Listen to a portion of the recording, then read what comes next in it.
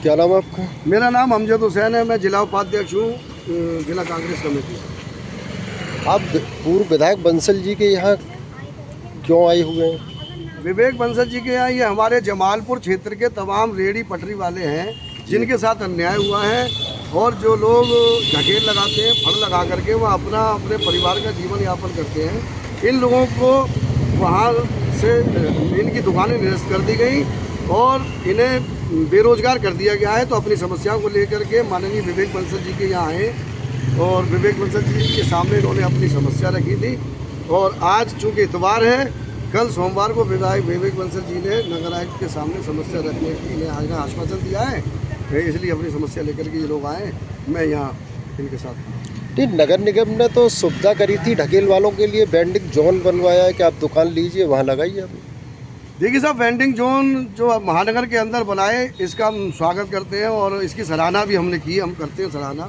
लेकिन vending zone को जिस तरह से आवंटित करना था उस प्रक्रिया में कहीं ना कहीं कमी रह गई, कहीं ना कहीं खामियां रह गई, जिससे कि जो हकीकत में पात्र है, जो हकीकत में लाभार्थी है, इसका हकदार है, उसको इसका हक ना मिल करके अपात्र लोगों को जिनको नहीं मिलना चाहिए था उन्हें दुकानें और स्थान आवंटित कर दिया गया है। जिसकी वजह से ये जायज़ जिनकी ज़रूरत थी, जो इसके हकदार थे, जो वाकई मजदूर थे, 20-20 साल से 25-25 साल से वह अपना फड़ और ठिया लगा करके अपना परिवार का भरण पोषण कर रहे थे, उन लोगों के साथ कहीं ना कहीं अन्याय हुआ है और ये दुखी हैं और इसके साक्ष्य सबूत है जो कि इनके साथ अन्याय हुआ है। मैं आपको स्टेप बाय स्टेप बता सकता हूँ। जब ये ढकेल लगा रहे थे उससे पहले वेंडिंग जोन के लिए इन्होंने आमंत्रण नहीं, वो आवेदन नहीं करा था दुकान के लिए? बिल्कुल आवेदन किया था इन्होंने। आज से 1.5 साल 2 साल पहले जो आवंटन प्रक्रिया नगर निगम ने की थी उसमें भी इन्होंने आवेदन किया था।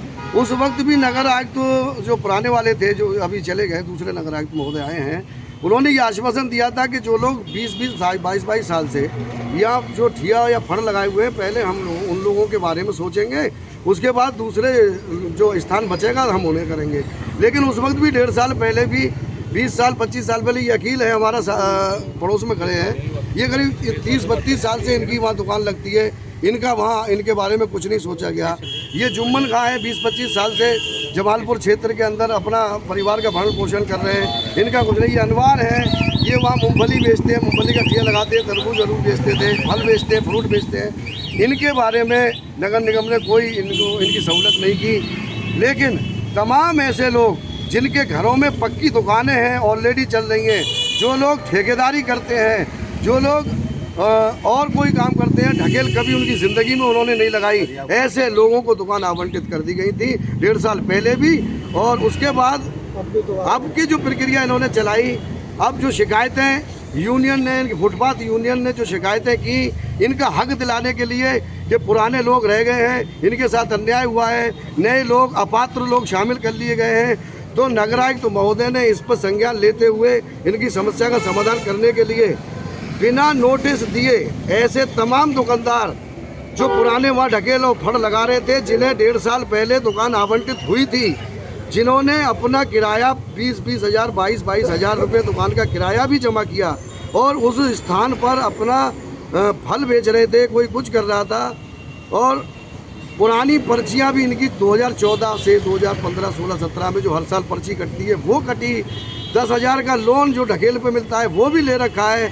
उसके बाद बिना नोटिस दिए, बिना सूचना दिए इनकी दुकानों को निरस्त कर दिया गया और फिर से कहा गया कि आवेदन करें 3 वेंडिंग जोन में, मदर टेरेसा वेंडिंग जोन, सब्जी मंडी ब्लाइंड स्कूल का वेंडिंग जोन और जमालपुर में जो 3-4 वेंडिंग जोन है वो सारे निरस्त कर दिए गए। इनसे दोबारा आवेदन मांगा गया और आवेदन के नाम पर 300 रुपये प्रति व्यक्ति के नाम से पर्ची काटी गई। मेरा जहाँ तक मानना है वो आंकड़ा गलत भी हो सकता है, सही भी हो सकता है, लेकिन ये तो नगर निगम के अधिकारी बताएंगे। जैसा मैंने सुना है लोगों के मुँह, 400 साढ़े 400 आवेदन वहाँ आए। दुकानें थी 83, दुकानें थी 83, 83 दुकानें थी। 83 दुकानों को आवंटन करना था, फॉर्म आए 400 से 450।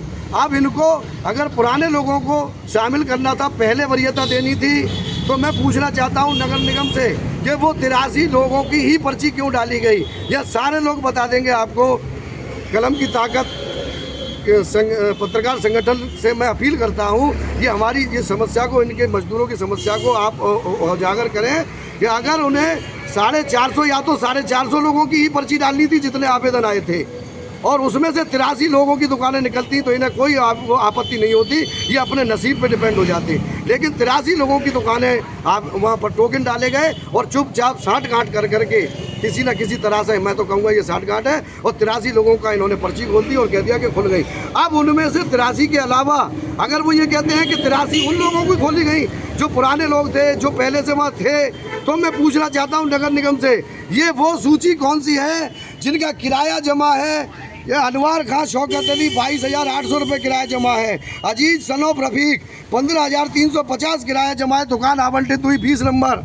शाहिद अली साबिर अली किराया 6100 जमा है, दुकान आवंटित हुई 16 नंबर। शराफत अली मोहम्मद अली किराया 6100। रेहान आज़ाद खां किराया 13,500 रुपये, दुकान आवंटित हुई 4 number. Mohammad rice son of Mohammad Amruddin किराया जमा है 7,650। जहीर सनोफ आज़ाद खां किराया जमा है 16,250, दुकान आवंटित हुई 1 नंबर। मोहम्मद हनीफ सनोफ नूर हसन किराया जमा है 6,000, दुकान आवंटित हुई 5 नंबर।